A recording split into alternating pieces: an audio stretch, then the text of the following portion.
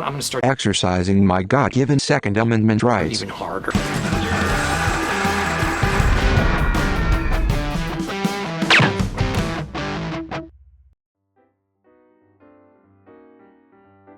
Modern politics is a toxic waste dump of bad takes, cringy boomerisms, and emotional manipulation. And you'll never find a more wretched hive of such scum and villainy than the modern firearms debate, which, honestly, we can't really even call a debate anymore because it's just a shouting match, like everything else. I'm not going to answer the question because the question is radical left. We have ended this segment. We're going to move on to the second segment. That was really a productive segment, wasn't it? Now, you may think that a calm and rational discussion in the marketplace of ideas is a lost cause, and you're probably right. But as a simple intellectual exercise, I think there is at least some value to be found in analyzing the firearm debate from an objective point of view. So in this video, I'd like to put politics aside for the moment and bring philosophy to center stage by asking the question, which weapons should be legal? People's opinions on the ownership of weapons exists on a spectrum. On the far right side, you have the libertarian or anarcho-capitalist view of weapons ownership, which consists of total unrestricted freedom. The ANCAPs dream of a world where any and all people can purchase a knife, a gun, a tank, or a McNuke without any red tape. Ideally, people would just obey moral law, and there would be no need for the use of force since total destruction would be mutually assured. On the other end of the spectrum is the totalitarian perspective. Weapons are dangerous. Literal Nazis and mass shooters are everywhere, so nobody can be trusted with any sort of weapon, not even a simple steak knife. Ideally, people would just obey the law under the threat of violence from the massive totalitarian state. But it's hard to enforce said laws without weapons, so exceptions are made for the state. One could also argue that paradoxically, the pacifist also exists on this end of the spectrum, believing that nobody, not even the state, should possess or use weapons. Between these two extremes lies the middle ground, a vast gray area where so many people have drawn arbitrary lines. This will be the main focus of our analysis. What's bothered me for a long time is the lack of objectivity within this middle ground. Everyone in this area agrees that weapons ownership within civil society is necessary, but everyone seems to draw the line at a different spot. All you need for self-defense is a snub-nosed revolver. Any handgun is fine, but a rifle is overkill. If you want to protect yourself, get a double-barrel shotgun. Just walk out on the balcony here and fire 2 blasts. You don't need an AR-15. A good old 30-06 with a nice scope is just fine. People should be able to hunt, but an AR is a military weapon of war. Why can't I buy a machine gun the same way I buy a rifle? It's not like I'm gonna ask for an RPG next. 1 RPG, please. I'm sure you've encountered all of these different perspectives at some point in your life. At first glance, the differences between each of these statements seem to be totally arbitrary, and in all likelihood, the reasons why people hold these beliefs are arbitrary, and based more on emotional reasoning than any statistics or logical reasoning. But there is a way to determine which weapons should be allowed in civil society, and which should not. In order to understand this, let's break down the true meaning of our initial question. Let's look at the first half of the question and ask, do we even need weapons at all? The answer is obviously yes. The only person responsible for your personal safety is you, and between dangerous wild animals and dangerous criminals, there's a good chance that at some point in your life, you will have a violent encounter. And if you do, you'll find out very quickly that bringing fists to a knife or a gunfight isn't a recipe for success. Humans can be very fragile, so weapon ownership is vital for the purpose of self-defense. It has always been this way, and it always will be. And since the military and police can't be everywhere all the time to protect us, individuals must be free to protect themselves. If we accept this premise, then we can now address the end of the question. If there is no rule of law, no governing body, no society, as it were, then discussing the issue of legality would be pointless. It's illegal to be naked. If you were Will Smith's character in the movie I Am Legend, why not drive around in a tank, shoot some rockets, launch some missiles, recklessly fire your gun into the air? Who cares, right? You could do whatever you wanted. Nobody could stop you, and nobody would be put at risk. But if we all wish to coexist within a society, a civilization with rules and laws and codes of conduct, then we have to decide how we want to allow citizens to defend themselves from threats without those citizens becoming a threat to others in doing so. We need to create a legal framework which protects the right of self-defense, without infringing on the rights of others, in order for everything to run smoothly. Enter the Second Amendment to the United States Constitution. This short sentence may be one of the best and one of the clearest legal protections for the act of self-defense ever put into law. But a lot of people, especially on the more libertarian side of the spectrum I mentioned earlier, point to this amendment and claim that its primary purpose is to keep citizens armed so they can defend against the government. But this isn't exactly true. What the hell did you just say? How dare you? This is pretty much the worst video ever made. This nigger voted for Joe Biden. I know. That may sound blasphemous to some, but please, withhold your judgment until the end of the segment. The primary purpose of the Second Amendment is to protect the citizen's right to defend himself against other citizens or natural threats. There are other purposes, but those purposes are all secondary. Let me explain why. If the government were to become hostile toward its people in some sort of Boogaloo or Civil War II situation, then the legal protections offered by the Second Amendment wouldn't matter. In fact, no laws would matter, because at that point, it would be war. The Second Amendment incidentally provides citizens with a means of keeping and bearing arms as a hedge against such an event, and that's great. Theoretically, this is an awesome way to keep politicians, legislators, kings, and aristocrats in check through the implied threat of armed rebellion. But if a law's primary purpose was to provide citizens with the means to rival their own government, wouldn't that be self-defeating? Logically, that would permit citizens to own any and all military equipment, no matter how powerful. We can easily see how this would result in the destruction, or at best, the dissolution of the existing government. Sounds good, doesn't work. And as mentioned earlier, we're working under the assumption that the law and order offered by civil society is desirable to us. So this kind of unrestricted access to AC-130 gunships or thermonuclear warheads would undermine our Constitution and therefore undermine our law and order. And let me just mention really quick that you don't actually need the biggest and baddest weapons to take on tyrants. The Viet Cong did it, the Iraqis did it, and most recently, and embarrassingly, the Taliban did it, against the most powerful military force in human history, with nothing more than some old beat-up Toyotas, second-hand Soviet AKs, improvised explosives cobbled together from $30 worth of electronics, and their unwavering faith in a false prophet. Something to think about. After recording this portion of the audio track, I realized that this point needed a little clarification, so here it is.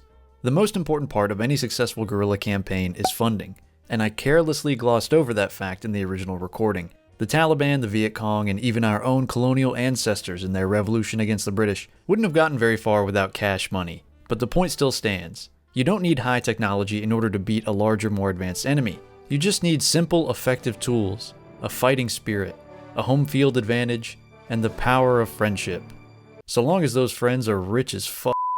With that in mind, we can now rephrase our initial question to make finding an answer much easier. If we accept that weapon ownership is necessary for individuals to defend themselves, and if we accept that threats always exist inside and outside of civilization, and if we accept that a righteous society must protect the freedoms of its citizens to act defensively rather than offensively, we should instead ask, which weapons can be used for self-defense in civil society? This is a question we can surely answer. All weapons can be used offensively. That is the primary purpose of a weapon. A man can run up to you unprovoked, punch you, stab you, or shoot you. All weapons are made to kill, but not all weapons can kill defensively. Keep in mind that self-defense within our legal framework can be defined as the act of physically defending oneself from an immediate and unprovoked human or animal threat. Based on our criteria, any weapon that can be used defensively should be legal. Any weapon that can only be used offensively or is too dangerous to be used defensively within civil society should be illegal. And before we continue, it's worth noting that negligence or mishandling of weapons will not be a factor in this discussion. Misuse or mishandling of any weapon, regardless of its power, should always be illegal. It's illegal to mishandle a vehicle, mishandle someone else's money, mishandle classified information, and weapons should be no different. Since all weapons are capable of being mishandled, this will not affect the discussion of their legality. We'll give each weapon the benefit of the doubt and assume that it will be handled with proper care. If we find that the weapon still cannot be used defensively, even after taking every necessary precaution, we will deem it illegal. So let's get specific, starting with the most basic weapons, blunt objects. Blunt objects are not inherently dangerous. Left alone, they will simply sit there, with zero potential energy. When used defensively, they can reliably protect a person from an attack with little to no risk to bystanders. Knives are similar to blunt objects. They can't attack on their own, and when used effectively, they can defend a person with little to no risk to bystanders. Pistols fire one projectile at a time. Assuming the pistol is handled with proper care, diligent marksmanship is used, and the right ammunition is chosen, a pistol can be used to defend oneself with minimal risk to bystanders. Shotguns, similarly, fire one projectile at a time, quickly or slowly depending on the model. The spread of some shotgun loads becomes very wide at longer ranges, but assuming proper care is used, a shotgun can be an effective defensive weapon with minimal risk to bystanders within short distances. Keep in mind that a violent encounter usually occurs within a short range. It's rare that people are sniped at long range in civil society. If a threat is far out, it may be tactically and legally preferable to simply run, regardless of the weapon you have at your disposal. Remember, we're talking about average citizens here, not policemen or soldiers. In the unlikely event someone is attacking you or others at long range, it's not your job to engage the attacker, especially since doing so may put others at risk. Instead, you should run, call the authorities, take cover behind a sturdy structure, and prepare for a confrontation in case they close in on your position. And if, for some strange reason, you have no other choice but to engage at 200 yards, it's your duty to choose the right tool for the job, and grab the hunting rifle, or the AR, before you reach for the Mossberg Shockwave loaded with number 8 birdshot. Rifles are more accurate at long ranges than pistols or shotguns, but again, this is a moot point, because a threat to your life will rarely engage at long distance. Again, this is everyday society we're talking about, not the battlefield. Assuming proper care is taken to avoid the effects of over-penetration by the projectile, rifles can be used to defend a person with minimal risk to bystanders. In fact, countless home invasions and countless police chases over the years have been ended with the use of AR-style rifles in close-quarter engagements, and it's rare to hear about those engagements resulting in friendly fire. Machine guns technically fire one bullet at a time as well, although this happens very quickly, at rates in the hundreds of rounds per minute. For this reason, machine guns have higher recoil and are harder to control. This can pose a greater risk to bystanders. Nevertheless, it's technically possible for a machine gun to be used for self-defense, though, much like rifles or short-barreled shotguns, they may not be the best choice for every occasion, and should they be used for the wrong occasion or used improperly, the owner should be prosecuted. Because it's still possible for them to be used in some defensive scenarios, machine guns should be legal. Grenades and other explosive weapons are where we must draw the line. They, and every weapon afterward, cannot be legal in civilized society. Here's why.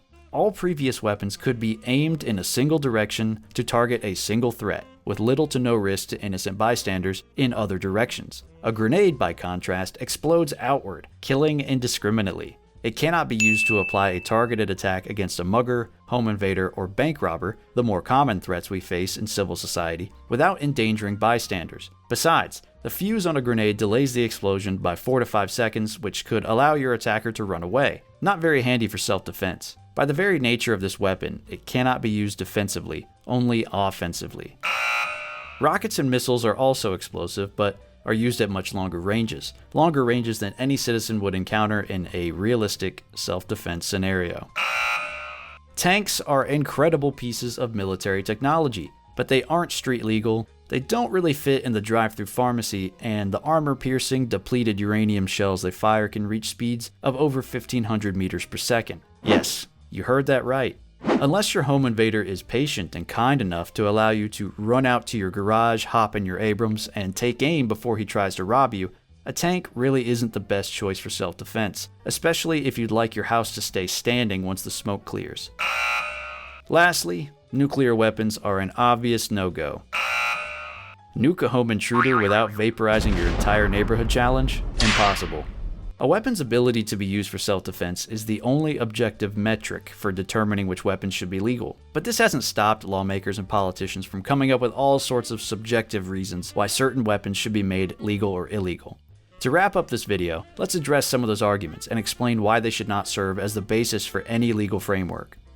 Any rifle with a barrel shorter than 16 inches should at least require special paperwork, or should be outright banned.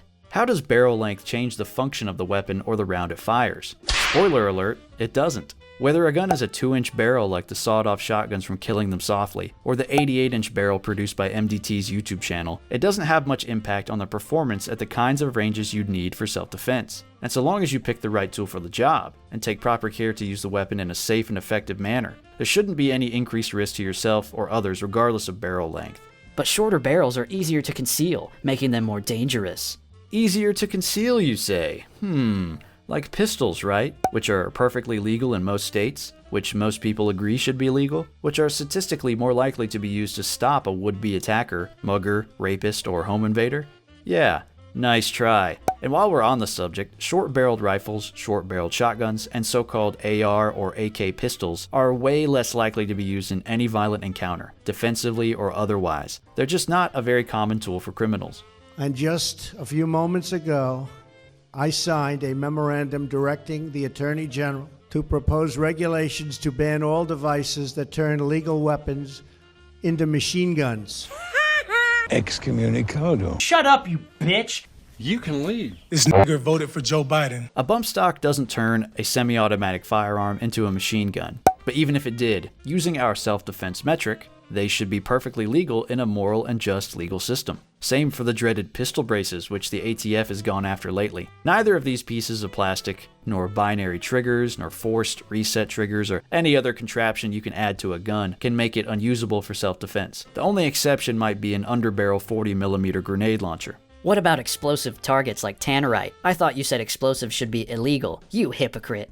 Explosive targets can only be ignited with high-velocity rifle fire. This is a far cry from hand grenades, which are manually activated and designed to throw shrapnel in all directions. Tannerite is hard to detonate and has rarely, if ever, been linked to any acts of terror, despite its widespread availability. If somebody wants to LARP as Uncle Tim, they'll find a way to do it no matter what. And look, I'd rather not get a strike from Neil Mohan or a visit from the FBI, but I'll say this much. If you really wanted to build a cool science fair project, there are countless ways to build one using Google and basic ingredients found in almost every hardware store. High-capacity magazines are dangerous. We must regulate the number of rounds each gun can hold. How does capacity change the nature of the weapon as a defensive tool? Does it make the gun kill indiscriminately? Does it make it impossible for you to aim it at the bad guy instead of the good guys? Higher capacity might make the weapon more convenient to use, but it doesn't change the function of the gun or the bullets it fires. The difference between 1 round capacity and 100 is arbitrary. It's just a randomly chosen number. Why should 9 rounds be legal but 10 should be illegal? What's so dangerous about the number 10, or 20, or 30? Pistols generally have a lower capacity and shorter effective range than rifles, yet statistics show that pistols are far more deadly, relatively speaking. If capacity was the problem, then the numbers would be reversed, right? Explain that. Assault-style weapons are being used in mass shootings. The style of a weapon is just that, a style. It has little to no bearing on function. For more on that, check out TFB TV's video on how different looking guns can affect the outcome of a trial, simply based on how the judge and or the jury perceive the Scary military AR-15 assault rifle compared to the old-fashioned backwoods Mini 14. I don't have a problem with it. Those two firearms have nearly identical tactical capabilities, but one just looks like your grandpa's gun, and the other one is black. And as for the mass shooting claims, do your homework, guys. The more you look into how people define a mass shooting and the exact number of rifle deaths per year, the more you'll realize that real indiscriminate acts of domestic terror are actually very rare, and even rarer with an AR-15. Here's the bottom line. The only legitimate, objective qualifier for whether or not a weapon should be legal is, can you defend yourself with it within the confines of civil society without violating anyone else's rights? All other qualifiers are arbitrary and therefore invalid. Until next time, stay strapped or get clapped.